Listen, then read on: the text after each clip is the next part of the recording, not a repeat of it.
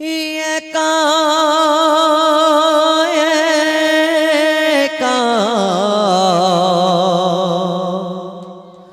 যেও না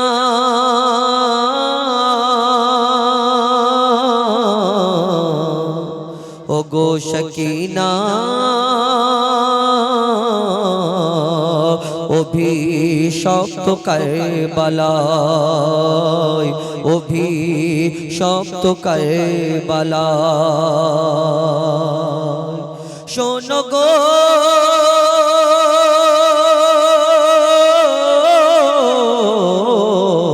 মা শাকিনা কাঁদে পিতা হোসেনের মায়ায় মা শাকিনা কাঁদে পিতা হোসেনের মায়ায় ওই নিঠোর কারবালায় কাঁদে হায় হায় গো কাঁদে হায় হায় আর তড়পায় বলে মোর আব্বা কোথায় ওই নিঠোর কারবালায় ওই কঠোর কারবালায় মা শাকিনা কাঁদে কারবালার ময়দানে ৭২ জন মুজাহিদ শহীদ হয়েছিল। এই দেহগুলো টুকরো টুকরো করে দেওয়া হলো, মাথা থেকে আলোক করে দেওয়া হলো, কিন্তু কারবালার ময়দানে সবাই ৭২টা দেহ পড়েছিল, ওই ৭১টা মাথা খুঁজে পায়। মা শাকিনা গিয়ে তুলে তুলে দেখছে ৭১ জনকে পাওয়া গেল, ইমাম হুসাইনের মাথা মোবারক খুঁজে পায় না। মা শাকিনার কাছে সেই একটা কাটা দেহ থেকে সেদিন কি আওয়াজ এলো, কবি ছন্দের মাধ্যমে আরো কি লিখছে দেখুন।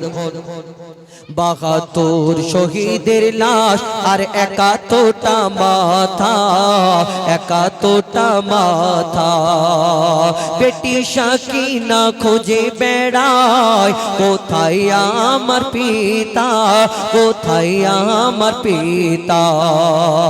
এক মাথা কাটা দেহ থেকে তখনই আওয়াজ আসে গো, তখনই আওয়াজ আসে এসো বেটি শাকিনা তোমার আব্বা তোমায় ডাকে গো, তোমার আব্বা তোমায় ডাকে।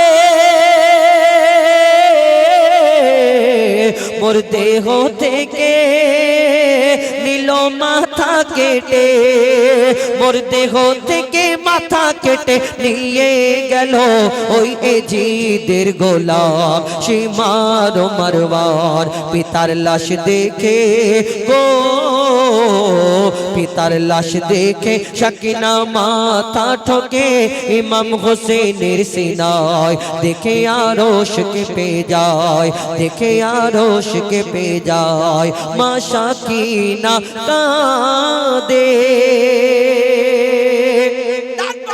সেইখান থেকে আরো কি করা হলো, আমার নবীর ঘরে যারা বিবি ছিল, বেটি ছিল, তাদেরকে টানতে টানতে সেই দিন নিয়ে যাচ্ছিল, হাতে দড়ি বেঁধে গলায় বেড়ি দিয়ে টানতে টানতে নিয়ে যায়। আর যখন কুফা শহরে পৌঁছে গেল, কুফাবাসীকে বলে দিল, কুফা শহরের মানুষদের বলে দিল যে আমরা একটা বড় ডাকাতের দলকে ধরেছি। আর তাদের ঘরের মহিলারা, সেই সময় ডাকাতরা এত অত্যাচার করতো, ডাকাতদের প্রতি মানুষের বড় ক্ষোভ ছিল, রাগ ছিল। ওই ডাকাতের ঘরের মহিলা যখন শুনেছে, তারা কেউ পাথর ছুঁড়লো, কেউ ইট ছুঁড়লো, কেউ গরম টঙ্ককে ফুটন্ত পানি নিয়ে ওই তানাদের ঘরের, আমার নবীর ঘরের মহিলাদের ওই গায়েতে ছুঁড়লো আর কেমন অত্যাচার করলো সে সম্পর্কে কবি ছন্দের মাধ্যমে লিখছে দেখুন। ইমাম হোসেনের বিবি বেটি আর জৈনবদের ধরে, জৈনবদের ধরে কারবালা থেকে নিয়ে যাবে এজিদের দরবারে, এজিদের দরবারে। তাদের হাতে দড়ি গলায় বেড়ি দিয়ে ইমাম হোসেনের, তাদের হাতে দড়ি গলায় বেড়ি দিয়ে এজিদের সৈন্য টানতে থাকে, এজিদের সৈন্য টানতে থাকে। ভোকা প্যাসায় অসহায়, ভোকা প্যাসায় অসহায় হোসেনের খানদান কাঁদতে থাকে, হোসেনের খানদান কাঁদতে থাকে। এজিদ সেনা পৌঁছালো যখন কুফা নগরে গো, এজিদের দরবারে। আওলাদে নবীদের উপরে সবাই অত্যাচার করে গো, সবাই ঝাঁপিয়ে পড়ে। গরম পানি ছোড়ে কেহ পাথর মারে, গরম পানি ছোড়ে পাথর মারে, আঘাত করে শুধু রক্ত ঝরে যায়, শুধু রক্ত ঝরে যায়। এই রক্ত নয় গো, এই রক্ত নয়, এই রক্তের সুগন্ধ ছিল আমার নবীর সারা গায়, দেখে আরশ কেঁপে যায়। যখন তানাদের সেখানে হাজির করা হলো, সেই দিন ইমাম হুসাইনের ছোট্ট বেটি 3 বছরে সামনে ডাকা হলো, যে ইমাম হুসাইনকে ইমাম হুসাইন সব থেকে বেশি ভালোবাসতো, বেটি সাকিনা, তাকে সামনে হাজির করা হোক। আর সামনে যখন আসলো, আসার পরে তিনি ইশারা করে বললেন, আমরা 3 দিন খানা খাইনি, 3 দিন পানি পান করিনি, ভুকা প্যাসার মধ্যে আছি। তখন সেই সৈন্যদের হুকুম দিল যে একটা ওই শাহী খাবারের ব্যবস্থা করা হোক। যদি কেউ একদিন ভোকা থাকে, তার সামনে যদি একটা বাসি কেক তুলে ধরে, সে কিন্তু হাউমাউ করে খেয়ে নেয়, কেন খিদার জ্বালা বড় জ্বালা। তখন যখন এই বেটি সাকিনা বলল 3 দিন খানা খাইনি, 3 দিন পানি পান করিনি, তাদের জন্য শাহী খাবারের ব্যবস্থা করা হোক। শাহী খাবার অর্থাৎ বড় বড় হোটেলে, বড় বড় রেস্টুরেন্টে ওই খাবার রেখে তার উপরে কাপড় ঢাকা দিয়ে বা একটা প্লেট চাপা দিয়ে ওইটারা এরকম ভাবে স্পেশাল করে নিয়ে আসে। তো সেইভাবে সেই রূপ সেই দিন ওই মা সাকিনার সামনে, বেটি সাকিনার সামনে সেই দিনে কি করলো, প্লেটের মধ্যে করে এই একটা প্লেট আনলো, ওটা একটা ঢাকা দিয়ে সেই প্লেটটা এই সাকিনার বেটি সাকিনার সামনে ধরা হলো। সত্যিকারে সেই দিন খাবার দিয়েছিল না, কি দিয়েছিল সেই প্লেটের মধ্যে করে? কবি ছন্দের মাধ্যমে আরো কি লিখছে দেখুন। অহংকারী এজিদ বসে বলে সোনার সিংহাসনে, সোনার সিংহাসনে তোমাদের মাঝে কে সাকিনা, এসো আমার সামনে, এসো আমার সামনে।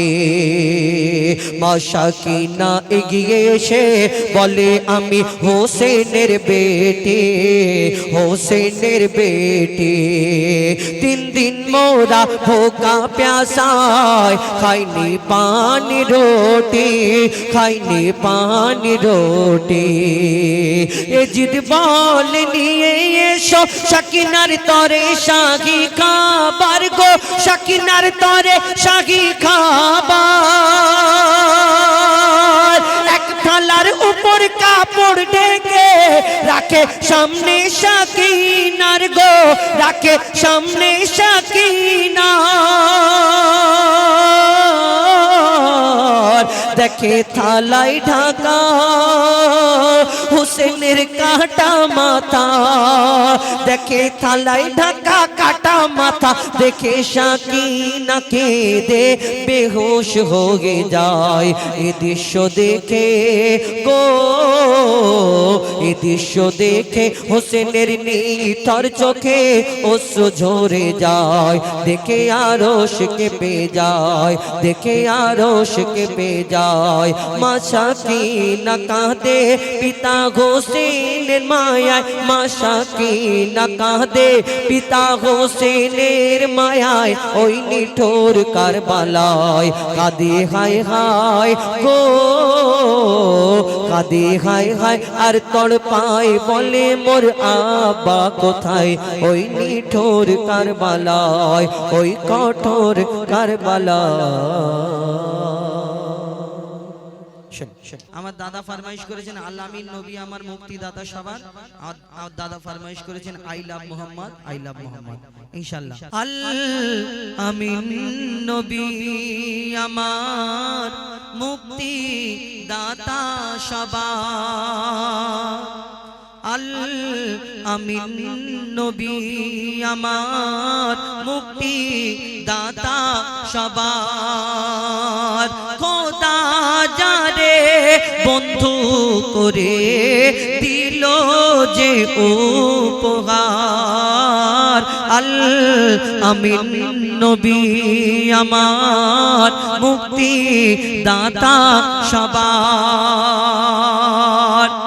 একটা ঘটনা, একটা হরিণীর ঘটনা। কি আমার নবীকে আলামিন কেন বলা হয়, আমার নবীকে মুক্তিদাতা কেন বলা হয়? আমার নবী শুধু মানুষের নবী, আমার নবী তোমার নবী না, কুল কায়নাতের নবী, আসমান জমিনের নবী।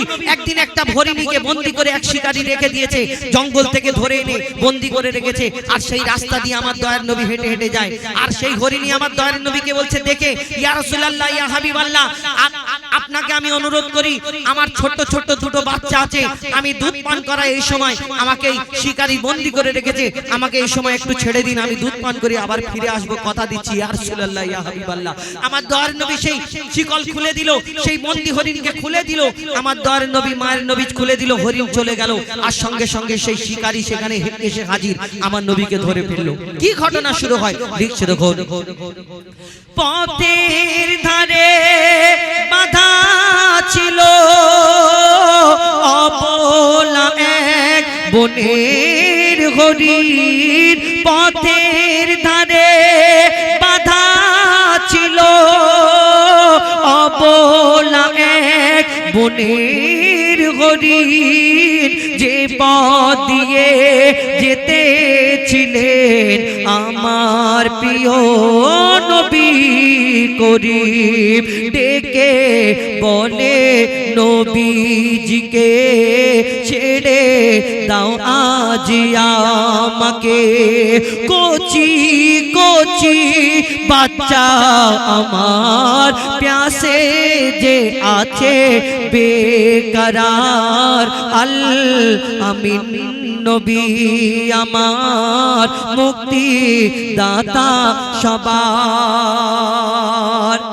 আমার নবী সেই হরিণকে ছেড়ে দিল, বন্দী হরিণ ছুট মারলো, দুধ পান করানোর জন্য বাচ্চাদের দুধ পান করাবে, ছুট মেরেছে। আর সঙ্গে সঙ্গে সেই শিকারী সেখানে এসে হাজির, কে তুমি? আমার বিনা পারমিশনে, বিনা অনুমতিতে তুমি আমার হরিণ কেন ছেড়ে দিলে? আমার দয়ার নবী বলে, হে মানব শোনো, হে শিকারী শোনো, তোমার হরিণ আবার ফিরে আসবে, ওর দুটো বাচ্চা আছে, দুধ পান করিয়ে ফিরে আসবে। আমার নবীর উপরে সে রাগ দেখায়, কে তুমি? তুমি ছাড়লে কেন আমাকে না বলে? তখন আমার দয়ার নবী মায়ের নবী বলছে, শোনো, তোমার ওই হরিণ যতক্ষণ না ফিরে আসে আমি তোমার কাছে হরিণের হয়ে জামিন থাকবো, দরকার পড়লে তুমি আমাকে বন্দী রাখো, বেঁধে রাখো। কেমন দয়ার নবী মায়ের নবী, হ্যাঁ? এই দুনিয়ায় সেই দয়ার নবী মায়ের নবী যখন এই কথা বলে, তারপর কি ঘটনা ঘটে কবি ছন্দের মাধ্যমে লিখছে দেখুন। হরিণ যখন ছেড়ে দিল শিকারী এক তখন এলো, হরিণ যখন ছেড়ে দিল শিকারী এক তখন এলো, বলে বিনা হুকুম আমার হরিণ কেন ছাড়া পেল? দয়ার রাসূল বলে তারে, যতক্ষণ না আসে ফিরে বেঁধে রাখো তুমি আমার এই আবেদন যে আমার, আল আমিন নবী আমার মুক্তি দাতা সবার। তারপর কি হয় দেখুন, লিখছে দেখুন। দুধ পিলায়ে ফিরলো হরিণ, যেথায় ছিল মোর নবীজি জামিন। শুধু হরিণ একা আসেনি, হরিণের যে দুটো বাচ্চা ছিল দুধ পান করিয়ে, সেই বাচ্চাগুলো মাগো, যখন হরিণী বলে তার বাচ্চাদের যে শোনো, জলদি করে দুধ খেয়ে নাও, দুধ পান করে নাও, আমি আমার দয়ার নবী মায়ের নবী সেখানে হাজির আছে, জামিন আছে আমার জন্য, আমি না গেলে আমার নবীকে সে হয়তো ছাড়বে না। সেই হরিণীর বাচ্চাগুলো বলে, মাগো কেমন দয়ার নবী মায়ের নবী, আমরাও একটু দেখতে যাই। ওই ছোট্ট ছোট্ট বাচ্চা নিয়ে আস্তে আস্তে যখন সেই হরিণী শিকারীর সামনে এসে হাজির হয়, শিকারী অবাক হয়ে আমার দয়ার নবীর দিকে তাকায়। আর তারপর কি হয় ছবি ছন্দের মাধ্যমে আরো কি লিখছে দেখুন। দুধ পিলায়ে ফিরলো হরিণ, যেথায় ছিল মোর নবীজি জামিন। দেখে শিকারী অবাক হলো, বলে এ কি সেই আল আমিন অবলা হরিণ কথা বলে তুমি যে শেষ নবী হলে শিকারি শুনে লুটিয়ে পড়ে আর কলমা পড়ে বার বার আল আমিন নবী আমার মুক্তি দাতা সবার খোদা যারে বন্ধু করে দিল যে উপহার আল আমিন নবী আমার মুক্তি দাতা সবার এবার আই লাভ মোহাম্মদ এই গজলটা বলে তারপর পরবর্তী শিল্পী আসবে ইনশাআল্লাহ আই লাভ নবী মোহাম্মদ আই লাভ নবী মোহাম্মদ আই লাভ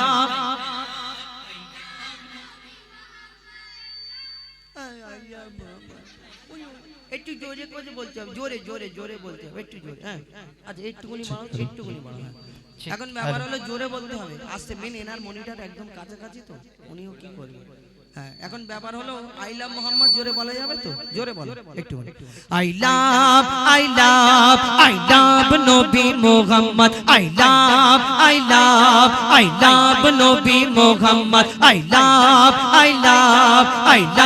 নবী মোহাম্মদ যদি জান চলে যায় যাক গর্দান চলে যায় যাক যদি জান চলে যায় যাক গর্দান চলে যায় যাক বলবো না কোনো দিন মোর নবী পাকের নাম আই লাভ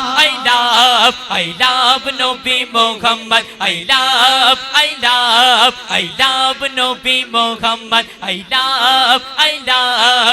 লাভ নবী মোহাম্মদ যদি জান চলে যায় যাক গর্দান চলে যায় যাক যদি জান চলে যায় যাক গর্দান চলে যায় যাক ভুলবো না কোনো দিন মোর নবী পাকের নাম আই লাভ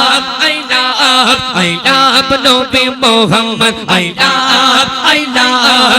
লাভ নবী মোহাম্মদ জালিম জামানা যতই করুক না মোদের উপর অত্যাচার জালিম জামানা যতই করুক না মোদের উপর অত্যাচার হর মুমিনের সিনাতে আছে নাম লেখা মুস্তাফা জালিম জামানা যতই করুক না মোদের উপর অত্যাচার হর আশিকের সিনাতে আছে নাম লেখা মুস্তাফা নবীর নামেতে শুনরে বেদিন যতই তোরা জ্বল না এই দুনিয়া একদিন শেষ হবে ওই নামটা শেষ হবে না যদি জান চলে যায় যাক গর্দান চলে যায় যাক যদি জান চলে যায় যাক গর্দান চলে যায় যাক ভুলবো না কোনো দিন মোর নবী পাকের নাম আই লাভ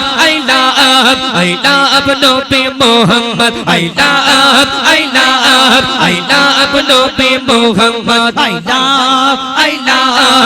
লাভ নবী মোহাম্মদ নামে মোহাম্মদ এত বরকত বুঝবি তোরা কি করে নামে মোহাম্মদ এত বরকত বুঝবি তোরা কি করে এই নামেতে এত শান্তি একবার দেখ না কলমা পড়ে নামে মোহাম্মদ এত বরকত বুঝবি তোরা কি করে এই নামেতে এত শান্তি একবার দেখ না কলমা পড়ে মোহাম্মদের আদেশ মেনে যদি কেহ চলে তার মানব জীবন ধন্য হবে দেখ না গীতা খুলে তার মানব জীবন ধন্য হবে দেখ না বাইবেল খুলে যদি জান চলে যায় যাক গর্দান চলে যায় যাক যদি জান চলে যায় যাক গর্দান চলে যায় যাক ভুলবো না কোনো দিন মোর নবী পাকের নাম আই লাভ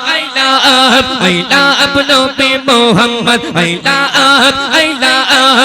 লাভ নবী মোহাম্মদ আই লাভ নবী মোহাম্মদ আমার ধর্ম আমি মানি এটা আমার অধিকার আমি ভারতবর্ষে আছি এটা গণতন্ত্র রাষ্ট্র আমার সরকার কি বলবে, আমি কি খাবো, কি মুসলমান কি করবে, কি বলবে।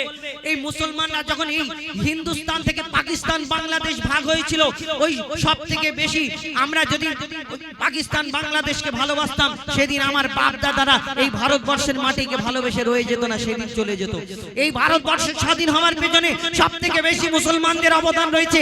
এখনো পর্যন্ত দিল্লির গেটেতে খোদাই করে সব থেকে বেশি ওই মুসলমানদের নাম লেখা রয়েছে। ওই 15 আগস্টে কয়েকটা ছবি দেখা যায়, কয়েকটা নাম দেখা যায়, কিন্তু ওই নামের পিছনে, নামের আড়ালে কতজন রয়েছে আমরা শুনেছি। নেতাজি সুভাষচন্দ্র বসু, ওই তারপরে ক্ষুদিরাম, আরো কি আমরা সব নাম যেগুলো শুনি, তার সঙ্গে সঙ্গে কিন্তু মৌলানা শওকত আলী, মৌলানা আশফাকুল্লাহ খান, ওই আবুল কালাম আজাদ জানাদের নাম আমরা পিছনে লুকিয়ে রাখা হয়, ইতিহাসে গোপন করে রাখা হয়। তুমি আজকে মুসলমানদেরকে বের করে দেওয়ার জন্য চারিদিক থেকে তুমি খালি ফোন দিয়ে আটো, মুসলমানদেরকে বের করে দেবে, অত কারোর ক্ষমতা নেই যে মুসলমানদের এই ভারতবর্ষের বুক থেকে আমাদের বের করে দেওয়া হয়। বলে ভারতবর্ষের আমরা মুসলমান নাকি বাংলাদেশি, পাকিস্তানি।